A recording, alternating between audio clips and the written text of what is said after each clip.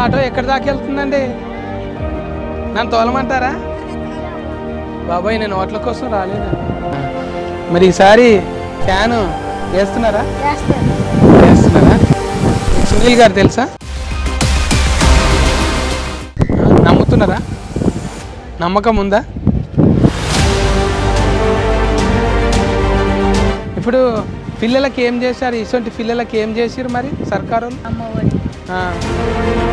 Fan గుర్తు నుంచి ఉన్నారు కదా, మరి ఆయనకి ఎట్లా ఉంది పబ్లిక్ లో కనుక్కుందామని వచ్చా. పబ్లిక్ లో సూపర్ ఉందని, ఆయన చాలా మంచి వ్యక్తి అని. చిన్న కుర్రోడ్డు పిలిచినా సరే పలికితాడు, గౌరవంగా మాట్లాడతాడు, అందరికి రెస్పెక్ట్ ఇస్తాడని. జగన్ గారు వచ్చాక మాకు ఇల్లు స్థలాలు వచ్చాయండి, లోన్లు ఇచ్చాడు, బాగానే చూసారు మమ్మల్ని. మేము ఫ్యాన్ కి ఎత్తాం. సునీల్ గారిని కలవబోతున్నాను, మరి ఎలా ఉంది కనుక్కుందామని వచ్చా.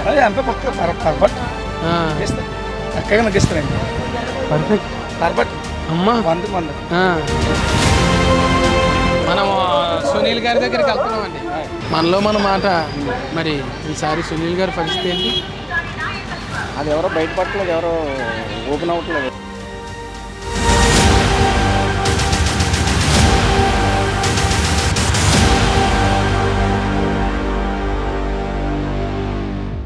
అన్నగారు నమస్కారం. నమస్కారం. ఒత్తి చేతులతో వస్తే మంచిగా ఉండదు అంట అని బోండాలు తెచ్చింది. నీకు తెచ్చేటంత పెద్దోన్న అయితే కాదు, కానీ ఎందుకంటే బయట తిరిగి తిరిగి ఎండల తిఫలవాడు ఉంటావు కదా, అందుకోసం అని తీసుకొని వచ్చినాను. ఇప్పుడు అందరికీ చూసే వాళ్ళకి అర్థం కావాలంటే కొంచెం నేను మార్చుకోవాలి కదా. కూర్చోండి అన్న. పాపం మైకులల్లా మాట్లాడి మాట్లాడి అన్నీ ఏదో ఒకలాగా ఉంటుంది కదా అన్న. అయిపోతుంది ఇప్పుడు కాదు. అయినా మీరు పిఠాపురం వెళ్ళకుండా కాకినాడ వచ్చారు, అందరూ సినిమా వాళ్ళు అందరూ పిఠాపురం వెళ్తుంటే. అంటే ఇక్కడ కాకినాడ కాజా ఫేమస్ అనుకున్నా, కానీ ఇక్కడికి వచ్చిన తర్వాత తెలిసింది నాకు ఇక్కడ సునీల్ రాజా ఉన్నాడని. నిజంగా పెద్ద హీరో లెక్క మస్తు ఎత్తున్నావే నువ్వు. ఇంత కూల్గా ఉన్నావు, ఎంతో టెన్షన్లు ఉంటావు అనుకున్నా, కానీ చాలా కూల్గా ఉన్నావు. అంటే ఇది 4వ సారి కదా? 4వ సారి. అయినా ప్రజలతో మీరు ఉన్నారు అంటే ఇప్పుడు కొత్తగా వచ్చిన వాళ్ళకంటే స్పెషల్ ఏంటంటే 20 ఏండ్లు ఇంచుమించు. ఎంత ఓపిక ఉన్నది గంతగానో? అంటే ఓపిక, మనకి ఇష్టమైన పని చేసేటప్పుడు ఓపిక దానికి అదే వస్తుంది.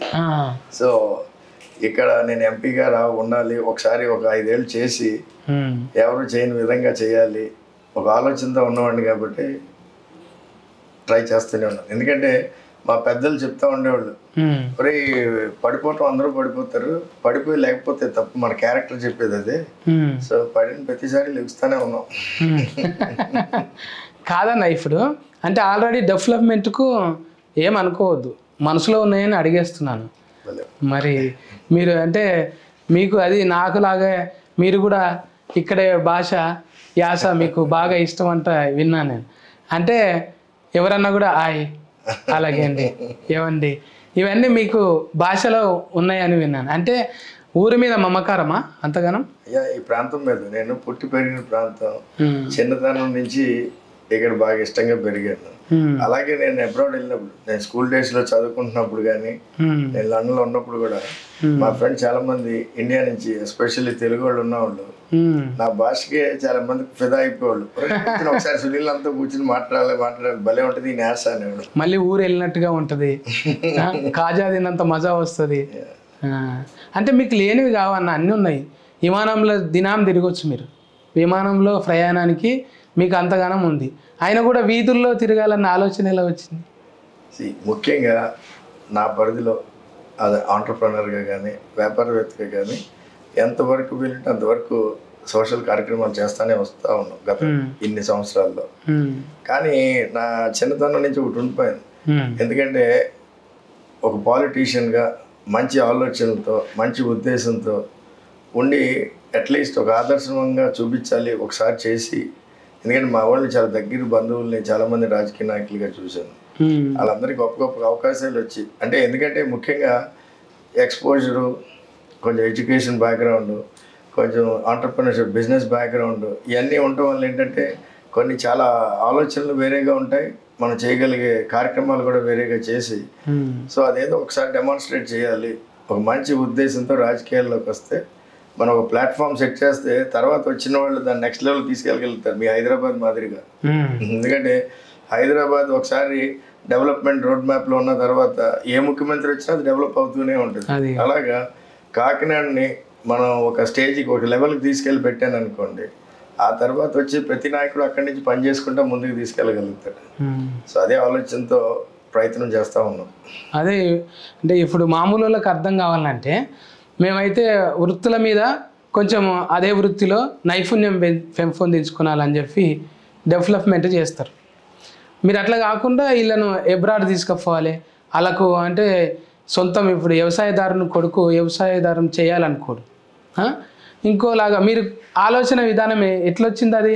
ఇప్పుడు రైతు కూడా అబ్రాడ్ పోవాలి అనేది ఆలోచన మీకు గత 15-16 ఇయర్స్ 15-16 సంవత్సరాలుగా నేను నా మొదటి ఎలక్షన్ ముందు నుంచి కూడా చాలా మంది ఇక్కడ రైతు కుటుంబాల నుంచి మా బంధువులు కానీ నాకు మద్దతు ఇచ్చి ఎలక్షన్స్లో పొలిటికల్గా అంటే ఇతర కులాల నుంచి కూడా చాలా మంది వస్తూ ఉండేవాళ్ళు. వచ్చి నన్ను సలహాలు అడుగుతూ ఉంటారు.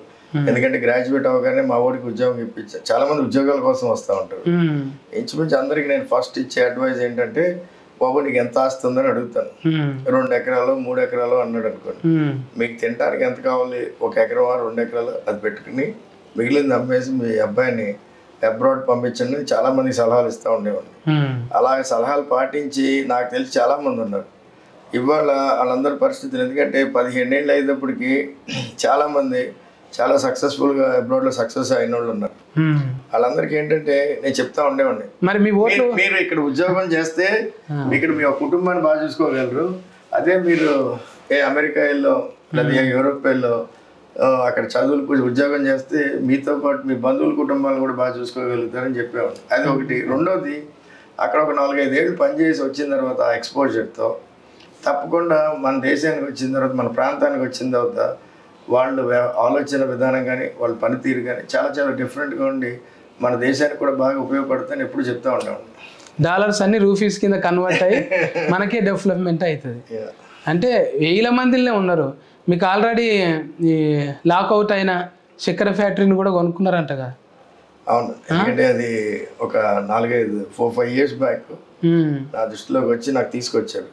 ఎందుకంటే 450 కుటుంబాలు రోడ్డును పడి వాళ్ళకి ఆల్మోస్ట్ మోర్ దాన్ 20 ఏళ్ళ కిందటే లాక్అవుట్ అయిపోయి వాళ్ళకి శాలరీస్ రాక ఇబ్బందులుగా ఉన్నారు. ఆల్మోస్ట్ ఇంచుమించు 7.5 కోట్ల బకాయిలు ఉన్నాయి అని మా దృష్టికి తీసుకొచ్చి, అది ఇంతకాలం నుంచి పే చేయకపోవడం వల్ల అని బ్యాంకుల చుట్టూతాను, ఆ షుగర్ ఫ్యాక్టరీ యాజమాన్యం చుట్టూతా, అలాగే అది ఎన్సిఎల్టీకి వెళ్ళి ఆక్షన్లోకి వెళ్ళినప్పుడు ఎవరు కొనపోతే తర్వాత నా దృష్టికి తీసుకొచ్చి, ఓ పెద్ద ఆయన మీలాంటి వాళ్ళు ఆదుకుంటే ఇక్కడ కుటుంబాలు బయటపడతాయంటే ఆ రోజున అలా దిగటం జరిగింది. సో దిగి స్టిల్ ఇంకా మా చేతుల్లో పూర్తిగా రాపోయినా, ఎందుకంటే తర్వాత ఆ ఎంటైర్ థింగ్ ఇంకా చిన్న చిన్న కోర్టు ఇష్యూస్లో అలా ఉన్నా ఈ యూనియన్ వాళ్ళ పరిస్థితులు అర్థం చేసుకుని వాళ్ళకి రావాల్సిన బకాయిల్ని ఆ 7 కోట్ల చిల్లర ఏదైతే ఉందో అదంతా పూర్తిగా ఇప్పించి ఆ పైన కూడా ఎక్స్ట్రా ఇంకా మొత్తం రౌండ్ ఫిగర్గా 10 కోట్లు ఇస్తామని చెప్పి మాట ఇచ్చి వాళ్ళందరికీ కూడా ఆ విధంగా కాంపెన్సేషన్ ఇప్పించడం జరిగింది. ఎందుకంటే చాలామంది పాపం చిన్నపిల్లలకి ఫీజులు కట్టుకోవాలన్నా వాళ్ళ ఇంట్లో పెళ్లి చేసుకోవాలన్నా సమస్యలు ఉన్నాయంటే మనం ఆ విధంగా ఆదుకోవటం జరిగింది. ఎందుకంటే ఇంకా అది పూర్తిగా మాకు హ్యాండ్ ఓవర్ కూడా అవ్వలేదు. అంటే ఒక రకంగా రైతులకు ఇదైంది. ట్రెండ్కు తగ్గట్టు మారుతూనే ఉంటుంది కదా పరిస్థితులు. ఇప్పుడు అన్ని నియోజకవర్గాల్లో చెరుకే ఎక్కువ ఉంటుందా? ఇక్కడ లేదు, ఇప్పుడు పాత రోజుల్లో బాగా చెరికేసేవాళ్ళు. ఇప్పుడు చాలా మట్టుకు మార్పులు వచ్చినాయి వ్యవసాయంలో కూడా. అండ్ ముఖ్యంగా ఈ ప్రాంతం అంతా కూడా మెట్ట ప్రాంతం అంతా ఇప్పుడు పారిశ్రామికంగా అభివృద్ధి చెందడం వల్ల ఈ ముఖ్యంగా పిఠాపురం ఈ కోస్తా బెల్ట్ అంతా ఇండస్ట్రీస్ SEZ రావటం, చాలా మంది అక్కడ 1000 ఎకరాలు అగ్రికల్చర్ మానేశారు. ఓన్లీ మా ఇటు కింద ఏరియాలోనే కొంతవరకు వ్యవసాయం జరుగుతుంది. ఆక్వాకల్చర్ కూడా బాగానే ఉంటుంది. ఆక్వాకల్చర్ హ్యాచరీస్ ఎక్కువ, అలాగే ఈ స్ట్రీమ్ ఫార్మింగ్ అని అంటే రొయ్యల చెరువులు చేపల చెరువులు అవన్నీ దండిగా ఉంటాయి. నేను తిన్న ఒక 2-3 ఫాలు వచ్చినాయి నాకు కాకినాడ నుంచి. నెత్తళ్ళు అని వచ్చినాయి. నెత్తళ్ళు అంటే అవేంటివి అనుకున్నా, కమ్మగా ఉన్నాయి. మళ్ళీ కాజలు కూడా ఫేమస్. మీరు అంటే మీకు ఆల్రెడీగా ఇన్ని గానం ఉన్నాయి కదా, ఏంటిది కరెంట్ ఎక్కువనే ఉన్నది, మీకు బ్యాలెన్స్ ఎక్కువనే ఉన్నది. ఉండంగా కూడా ఎవరైనా వీళ్ళకి వచ్చి మంచిగా సేవింగ్స్ పెరుగుతాయి అనుకుంటారు, కానీ ఉన్న సేవింగ్స్ నీ సేవ కోసం పెడుతున్నారు, మీరు ఉల్టా అవుతున్నది మీది. అంటే ఏం లేదు, చాలామంది రాజకీయం అంటే ఒక ప్రొఫెషనల్లా చూస్తారు, కానీ ఇది ఒక కమిట్మెంట్ అండ్ ఒక పెద్ద లెవెల్ చారిటీ. మెయిన్ నేను రాజకీయాలు రావడానికి కూడా కారణం ఏంటంటే ఇక్కడ పర్సనల్ కెపాసిటీలో చేసిన దానికన్నా 10 ఇంతలు ఒక ఎంపీగా, ఈ ప్రాంతంలో ఎంపీగా ఉంటే కొన్ని లక్షల కుటుంబాలకి మార్పు తేవచ్చు. అండ్ ఢిల్లీలో నేను ఎంపీగా వెళ్ళినప్పుడు, ఈ ప్రాంత ప్రతినిధిగా వెళ్ళినప్పుడు తప్పకుండా అక్కడ ఉండే కనెక్షన్స్తో ఈ కాకినాడ పార్లమెంటే కాకుండా మన రాష్ట్రానికి ఉపయోగపడే విధంగా కూడా చాలా మంచి కార్యక్రమాలు చేసి కొన్ని లక్షల మందికి ఉపయోగపడే విధంగా చేయాలనే ఆలోచనతోనే ఇందులో.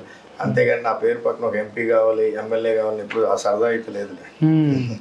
అంటే మీరు సెల్మల్ శెట్టి కన్నా ఫైసల్ శెట్టి అనొచ్చు మీరు. ఫైసల్ శెట్టి మరి 4,000 కోట్ల ఎంత? 400 కోట్లు, 400 గ్రామాలకి, గ్రామానికి ₹1 నిధులతో. మరి గనిగానం ఎట్లా గవర్నమెంట్కి వెళ్ళి తెస్తారా? లేదు, ఇదేంటంటే మన ప్రత్యేకంగా నేను తీసుకొచ్చే నిధులు. నేనంటే మా సంస్థలు CSR ఫండ్స్ ద్వారా కానీ, నా పరిచయం అంటే నా సోదరులు కానీ, ఇతర ఫ్రెండ్స్ సంస్థల నుంచి కానీ CSR ఫండ్స్ కింద తీసుకొచ్చి ఇక్కడ ఖర్చు పెట్టే విధంగా ఆలోచన చేయడం జరిగింది. కొంత భాగం అంటే సంవత్సరానికి ఒక 5 కోట్లు ఎలాగ ఎంపీ లాట్స్ కూడా ఉంటాయి. అదే కాకుండా ఢిల్లీలో కూడా నాకున్న పరిచయాలతో ఇతర గ్రాండ్ అంటే 400 కోట్లు అయితే మినిమం చేయాలనే టార్గెట్తో దిగాం. అంతకు మించి చేసే అవకాశాలు కూడా చాలా ఉన్నాయి. అంటే మీకు అందరికీ సుతరికం బాగానే ఉన్నది, కానీ మొన్న కూడా కళ్యాణ్ సార్ అన్నాడు, సునీల్ గారు మంచోడే అన్నాడు. ఇంత మంచితనంతో మళ్ళా రాజకీయంలో అంటే చాలా మంది అంటూ ఉండరు, మా ఫ్రెండ్స్ కానీ మా బంధువులు కానీ, సునీల్ రాజకీయాల్లో ఉన్నాడు కానీ రాజకీయాలు తెలియవు, సో ఇంత మంచిగా ఉంటే సక్సెస్ అవడాన్ని అంటూ ఉండేవాళ్ళు. సో అది కూడా నాకు బాగా కసి పెంచింది. ఎందుకంటే మన ఇదే నేచర్తో మనం ఎలా ఉన్నా, ఏ విధంగా అయితే ఉన్నామో అదే విధంగా తప్పకుండా రాజకీయాల్లో కూడా సక్సెస్ చేయొచ్చని ప్రూవ్ చేయాలి అందరికీ. ఎందుకంటే రాజకీయాలు అంటే చాలా మందికి రాజకీయ నాయకులందరూ ఇలా ఉంటారు అలా ఉంటారని కొంచెం బ్యాడ్ ఒపీనియన్ కొంతమంది మీద ఉంది. అది మొత్తం మీద అందరి మీద పడే విధంగా ఉంటుంది. సో మనం మంచోళ్ళు రాజకీయాలు చేయొచ్చు, మంచిగా కూడా ఉండొచ్చు అన్నది కూడా వీ హావ్ టు డెమాన్స్ట్రేట్. మనం డెమాన్స్ట్రేట్ చేయాలి ప్రతి. ఇప్పుడు అంటే మరి మీరు కూడా ఏం సర్టిఫికెట్ చూపెట్టారు జగన్ సార్కు? ఉండాలి కదా, నేను కూడా ఇంత చదివినా అనేది. మరి అవతలలో చూపెట్టినప్పుడు మీరు కూడా చూపెట్టాలి. అవతలలో చూపెట్టలేదు కాబట్టి ప్రాబ్లంకి వచ్చారు. సో జగన్మోహన్ రెడ్డి గారు నన్ను నా క్వాలిఫికేషన్స్ కానీ నా చరిత్ర అంతా పూర్తిగా ఆయనకున్న ఇంటెలిజెన్స్తో కూడా వెరిఫై చేయించుకున్నారు. నా చదువుకు వచ్చేటప్పటికి నేను MBA చేశాను అనమాట యూకేలో. మళ్ళీ మేమైతే సర్టిఫికెట్ అడగము. మా గోడ మీద కూడా ఉంటుంది ఇంట్లో. ఫస్ట్ వచ్చిన సర్టిఫికెట్, ఫస్ట్ వచ్చిన ఆదాయము ఇట్లా. అంటే నేను చెప్పే ప్రతి మాటకి, నేను చేసే ప్రతి యాక్షన్కి ఒక విట్నెస్ అంటే ఉంటుంది ఏదో రూపాన. ఇప్పుడు నేను ఈ ప్రాంతం ఉండంటే నాకు 7 నియోజకవర్గాల్లో నా బంధువులు, నా మిత్రులు, మాకు ఆస్తులు అన్నీ ఉన్నాయి. ఎవరో మాట్లాడారు కదా అని మనం నిరూపించుకోకలేదు, కానీ కొందరు వాళ్ళ ఉద్దేశాలు ఆలోచనలు వేరుగా ఉంటాయి కాబట్టి మాట్లాడుతూ ఉంటారు రకరకాలుగా. ఇప్పుడు తాతకు నాయనకి లేనిది మీకు ఎట్లా వచ్చింది మరి? వాళ్ళు మన ఇంటి పూర్తికి ఉంటే చాలా అనుకున్నారు, మీరేమో ఇది అంత కాకినాడ మొత్తం నా ఊరు అన్నట్టు మీరు చేస్తుంటారు. లేదు, ఇప్పుడు ఒక్కొక్కరికి ఒక్కొక్క రకమైన ఆలోచనలు ఉంటాయి. సో అలాగా నా ఆలోచన, నేను ఎప్పుడు హ్యాపీగానే ఉన్నాను, ఎప్పుడు ఉన్నాను. బట్ నాతో పాటు 10 మందిని మనకు నచ్చిన ప్రాంతాన్ని మనం, ఎందుకంటే నా చిన్నప్పటి నుంచి అది ఒక పెద్ద డ్రీమ్గా ఉండేది. సో ఈ ప్రాంతాన్ని అంతటినీ, బికాస్ ఇక పర్యాటకంగా చాలా ఆపర్చునిటీ ఉన్న ప్రాంతం, అలాగే పారిశ్రామికంగా ఇండస్ట్రీ వైజ్, ఎందుకంటే ఇక్కడ పోర్ట్స్ ఉన్నాయి, SEZ ఉంది, హైవే, రైల్వేస్, ఎయిర్పోర్ట్ అన్నీ ఉన్నాయి. సో ఇవన్నీ కూడా చాలా చాలా సూటబుల్ ప్రాంతం. సో నేను విదేశాలు, యూరోప్ రెగ్యులర్గా వెళ్తా ఉన్నప్పుడు కూడా చాలా మంది మా బిజినెస్ పార్ట్నర్స్ కానీ అసోసియేట్స్తో కూడా నేను చెప్తా ఉన్నాను. సో నేను ఇక్కడికి తీసుకొచ్చి వాళ్ళతో పెట్టుబడులు పెట్టించాలని ఆలోచన ఎప్పటి నుంచో చేస్తూ ఉన్నాను. సో తప్పకుండా ఎంపీ అయితే ఈ ప్రాంతపు అంబాసిడర్గా, ఈ ప్రాంత ప్రతినిధిగా డెఫినెట్గా అన్నీ కూడా ఉపయోగకరంగా ఉంటాయి. అలాగే నా మేనిఫెస్టోలో కూడా పెట్టడం జరిగింది. ఈ ప్రాంతంలో రాబోయే 5 ఏళ్లలో 30,000 నుంచి 40,000 కోట్లు పెట్టుబడులు తీసుకొచ్చి పారిశ్రామికంగా అభివృద్ధి చేస్తానని. సో దాంట్లో ఇంచుమించు సగం పైగా పెట్టుబడులు మా సంస్థల నుంచే రాబోతున్నాయి. అంటే ఒకటే అందరం గమనించుకోవాల్సింది ఏంటంటే ఆయన అధికారంలో లేనప్పుడు కూడా ఏ పదవి లేనప్పుడు కూడా సొంత పైసలు అనేది తీసి ఖర్చు పెడుతున్నారు. అదే ఉదార స్వభావమే ఉన్నట్టు. అంటే ఎవరైనా కూడా అంతే కదా, వచ్చినాక జీతం కాంట్రాక్ట్లల్లా ఇట్లా చూసుకుందాం అన్నట్టు ఉంటుంది. మీకు ఇది ఎప్పుడు మార్పు వచ్చింది జనాలకు సేవ చేయాలంటారు? లేదు, నా చిన్నతనం నుంచి ఇది మన నేచర్. కానీ మన దగ్గర తక్కువ డబ్బులు ఉన్నప్పుడు, తక్కువ దీంట్లో ఉన్నప్పుడు కొంచెం చిన్నగా చేసేవాళ్ళం. సో అలా ఎవ్రీ స్టేజ్లో ఆ స్టేజ్కి తగ్గట్టు చేస్తూ వచ్చాం. సో ఆ దేవుడి ఆశీస్సులతో మేము కూడా ఎదుగుతూ ఉన్నాం, మన సైజులో ఎదిగినట్టే. సో ఆ ఎదుగుదలలో ఈ కార్యక్రమాలు కూడా అలాగా చేయడానికి ఆస్కారం వచ్చింది. ఊరికి కూడా ఏమైనా సో ఎందుకంటే ఈ 400 గ్రామాల కాన్సెప్ట్ నా ముందు ఎలక్షన్స్లో ఎందుకు చెప్పలేదు, దాని ముందు ఎలక్షన్లో ఎందుకు చెప్పలేదు అంటే అప్పుడున్న పరిస్థితులు వేరు, ఇవాళ ఉన్న పరిస్థితులు వేరు. సో ఇవాళ ఉన్న పరిస్థితుల్ని తీసుకుని మనం ఆ విధంగా చెప్పడం జరిగింది. బట్ మిగిలిన ఆలోచనలు అంటారా, నా మొట్టమొదటి ఎలక్షన్స్లోనూ చెప్పడం జరిగింది. ఇదే నా లోకల్ మేనిఫెస్టో పెట్టడం, అలాగే మై విజన్ ఫర్ కాకినాడ అని అనౌన్స్ చేయటం. సో ఇంచుమించు దాదాపు ఇవన్నీ కూడా అప్పుడు కవర్ చేసాం. ఓన్లీ 400 గ్రామాలు దత్తత తీసుకునేదే పెట్టలేదు. ఈసారి ఏంటంటే క్లుప్తంగా అందరికీ రీచ్ అయ్యే విధంగా, ఎందుకంటే గతంలో పెట్టింది మేము రిపోర్ట్ తీసుకున్నప్పుడు అది అందరికీ తెలియలేదు, మీ ఆలోచనలు మీ గురించి ప్రతి గడపకి చేరలేదని చెప్పడం జరిగింది. ఈసారి ఏంటంటే దిగిన రోజు నుంచి మేనిఫెస్టోని మా ప్రచారంలో భాగంగా తీసుకుని వెళ్ళి పబ్లిక్ని కూడా, ప్రజలను కూడా కలిసినప్పుడు ఎందుకు నాకు ఓటు వేయాలి అంటే నా ఆలోచనలు ఈ విధంగా ఉన్నాయి, నా మేనిఫెస్టో ఈ విధంగా ఉన్నదని అందరికీ తెలియజేసి ముందుకెళ్ళడం జరిగింది. సో ఈ రోజున మా ముఖ్యమంత్రి జగన్మోహన్ రెడ్డి గారు ఏ మాదిరిగా అయితే గొప్ప సంక్షేమ అభివృద్ధి పరిపాలన చేశారో దానికి అనుగుణంగా, ఎందుకంటే 90% ఎలక్షన్ అది, మిగిలిన 10% నా ఆలోచన, నా మేనిఫెస్టో, నా పర్సనాలిటీ. ఇక్కడ ఇప్పుడు మన సంఘాలు ఉన్నాయి కదా, ఎక్కువ అంటే మనసులో అడుగుతున్నాను ఏమనుకోకండి, ఇది ఉంటే ఏంటి లేకుట్లేదు, కానీ ఇప్పుడు మొత్తం మన సామాజిక వర్గమే కదా ఎక్కువ. అలా ఏమి ఉండదండి. ఇప్పుడు ఇక్కడ డెఫినెట్గా మెజారిటీ వరకు మా కాపు సామాజిక వర్గమే. కానీ రాజకీయాల్లో ఏ ఒక్క సామాజిక వర్గం నమ్ముకునో లేకపోతే ఏ ఒక్క సామాజిక వర్గంతోనో రాజకీయాల్లో సక్సెస్ అవ్వలేదు. ఎందుకంటే గత చరిత్ర చెప్తానే ఉన్నది, ఎంతోమంది రాజకీయ నాయకులు ఆ విధంగా ప్రయత్నాలు చేయడం జరిగింది, చేస్తూనే ఉంటారు. కానీ నాకున్న గత 3 ఎలక్షన్ల అనుభవంతో, ఎందుకంటే మనకి అన్ని కులాలు కలిసి వస్తేనే మన ఆలోచన, ఎందుకంటే మీరు ఎంత నేరో మైండెడ్గా ఉంటే అన్ని ఇబ్బందులు, అలాంటి పరిస్థితులు ఉంటాయి. మనం బ్రాడ్ మైండెడ్తో 4 కులాలు 10 కులాలని కలుపుకుని నడిచే విధంగా ఉంటేనే మీ హారైజాన్ ఆఫ్ స్కోప్ మీరు, ఎందుకంటే ఇప్పుడు ఈ ప్రాంతాన్ని నేను అభివృద్ధి చేశానంటే ఇక్కడ ఎవరెవరు ఏ సంఖ్యలో ఉంటారో వాళ్ళందరూ కూడా లబ్ధి పొందే విధంగా ఉంటుంది తప్పితే, ఎందుకంటే ముఖ్యంగా వెల్త్ క్రియేషన్ అనేది మన సమాజంలో జరిగింది అనుకోండి, అప్పుడు సమానత్వం వస్తుంది. ఇప్పుడు జగన్మోహన్ రెడ్డి గారి ఆలోచన ఏంటి, రాష్ట్రంలో పేదరికాన్ని నిర్మూలించాలి అనే ఆలోచనతోనే ఈ రోజున సంక్షేమ కార్యక్రమాలకు టెంపరీగా ఆకలి కడుపు నుంచి ఇచ్చిన ఒక విద్యకి పెద్ద పెట్టేసి ప్రతి పేద పిల్లడు బాగా చదువుకోవాలి, ఉద్యోగస్తులు అవ్వాలి, వ్యాపారవేత్త అవ్వాలన్న ఆలోచనతో ఆయన ఎడ్యుకేషన్ మీద అంత పెట్టుబడి పెట్టి అంత ఇంపార్టెన్స్ ఇచ్చారు. సో అలాగే నాకు కూడా ఈ ప్రాంతంలో ముందు కులాల మధ్యన సమానత్వం రావాలంటే వెల్త్ క్రియేషన్ జరగాలి. వెల్త్ క్రియేషన్ అంటే అందరికీ కూడా నేను ప్రచారంలో కూడా అదే చెప్తూ ఉంటాను, మీరు సమానత్వం రావాలంటే మీ పిల్లలందరినీ బాగా చదివించండి, ఆర్థికంగా బలపడండి, అప్పుడే సమాజంలో మార్పులు వస్తాయి. ఇప్పుడు అంబేద్కర్ గారి ఆశయాలు కానీ ఎవరి ఆశయాలు కూడా ఈ సమాజంలో అభివృద్ధి జరపాలంటే, బడుగు బలహీన వర్గాన్ని పైకి తేవాలంటే అందరూ కూడా ఆర్థికంగా బలపడాలి. ఆర్థికంగా బలపడాలంటే education is the backbone. అందుకని మా ముఖ్యమంత్రి గారు కూడా చెప్తా ఉంటారు, బీసీస్ ఆర్ బ్యాక్ బోన్ అని. నా బీసీలు, నా ఎస్సీలు, నా ఎస్టీలు అని జగన్మోహన్ రెడ్డి గారు గత 5 ఏళ్ళుగా చెప్తానే ఉన్నారు. చెప్పడమే కాకుండా రాజ్య అధికారంలో కూడా గతంలో ఏ ముఖ్యమంత్రి చేయని విధంగా మాకు ఇప్పుడు చూసుకుంటే మీరు 175 ఎమ్మెల్యే సీట్లు, 25 ఎంపీ సీట్లు, 200 సీట్లలో ఇంచుమించు 50% బీసీస్, ఎస్సీస్, ఎస్టీలకే ఇచ్చారు. రాజ్యసభలో కూడా అదే మెయింటైన్ చేశాడు, అది గ్రేట్. ఇప్పుడు దాకా ఎవరు చేయడు. సో ఆ విధమైన ఆలోచనలతో దూరదృష్టితో ఉంది కాబట్టి మీకు ఇంకో డేటా కూడా, జగన్మోహన్ రెడ్డి గారు ముఖ్యమంత్రి అయినప్పుడు ఈ రాష్ట్రంలో పేదరికం 11.7% ఉండేది. ఇవాళ మొన్న వచ్చిన లేటెస్ట్ గణాంకాల ప్రకారం పేదరికం ఈ రాష్ట్రంలో 4.2% పడింది. అంటే దట్ ఇట్ సెల్ఫ్ అదే చెప్తుంది ఏ విధమైన పరిపాలన ఆయన అందించారన్న. సో ఇవన్నీ కూడా రేపు మాకు ఎలక్షన్స్లో అయ్యే అండదండలుగా మేము భావిస్తాం. మేము కూడా కొంతమందిని అడిగినాం, సార్ వస్తా ఎట్లున్నాయి మరి, మేము రోడ్లు వెంబటి వస్తుంటే గతుకులు రోడ్లు ఉన్నాయి అది అని అంటుంటే వాళ్ళేమో మా పేదల బతుకులు బాగున్నాయి కదా, ఆ గతుకులు రేపైనా బాగు చేసుకుంటాం, ఆల్రెడీ 70-80% అయిపోయిందని కొంతమంది అన్నారు. ఉద్యోగస్తులను అడిగినాం.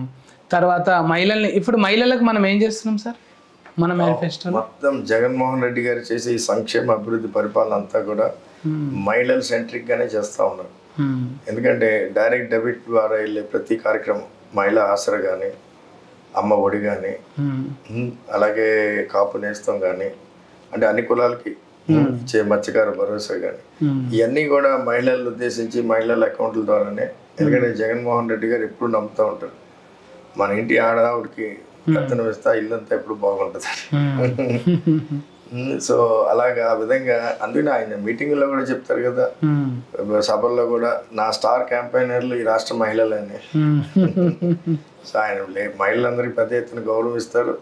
అదే విధంగా వాళ్ళందరికీ కూడా చాలా చాలా ఇంపార్టెన్స్ ఇచ్చే అభివృద్ధిలో సంక్షేమ వాళ్ళనే ముందు పెడతా ఉంటారు ఆయన. అంటే జగన్మోహన్ రెడ్డి గారు ఎందుకంటే ఇక మొన్న ఎలక్షన్స్లో చెప్పడం జరిగింది ఆయన ఏమని, నన్ను నమ్మండి అని. ఆ నమ్మండి అని చెప్పి ఆ నమ్మకాన్ని నిలబెట్టుకుని మీకు మంచి జరిగితేనే, మీ ఇంటిలో మంచి జరిగితేనే నాకు ఓటు వేయండి అని చెప్పిన నాయకుడు భారతదేశ చరిత్రలో ఎప్పుడో చూసారు. 100% అన్న. మీరు వాళ్ళతో ఉండు, మీకు ఎంత మంచిదో వాళ్ళకు కూడా అంతే మంచిది. ఇప్పుడు ఫాల్ట్కి మీకు అంత బలం ఉన్నది, బలమైన నాయకులుగా మీరు కొట్లాడుతూనే ఉన్నారు. ఈసారి వాళ్ళే అంటున్నారు, మేము ఈసారి సునీల్ అన్నను గెలిపించుకుంటాం, మా ఓటు వృధా కావద్దు, చాలా దగ్గర దాకా వచ్చిండన్న, ఈసారి పోయినవన్నీ తెచ్చిపెడతాం అన్నకు అనే మాట అంటున్నారు. అది ప్రజల ఆశీర్వాదం ఉన్నది. మీ గుర్తు కూడా అడుగుతుంటే 2వ నెంబరు 2 కళ్ళతో చూసి వత్తాలే అని చెప్పి చెప్తున్నారు. చాలా సంతోషం అన్న. మీరు ఇంకా తిరిగేది ఉన్నట్టున్నది. ఇప్పటిదాకా జనాలు కూడా ఉన్నారు మీకోసం, మాకు 100 మంది వెయిటింగ్ చేస్తున్నారు. అట్లనే మీ విజయ యాత్రకు మళ్ళీ వస్తాం మేము. సునీల్ అన్న గెలుపు తథ్యం అన్న.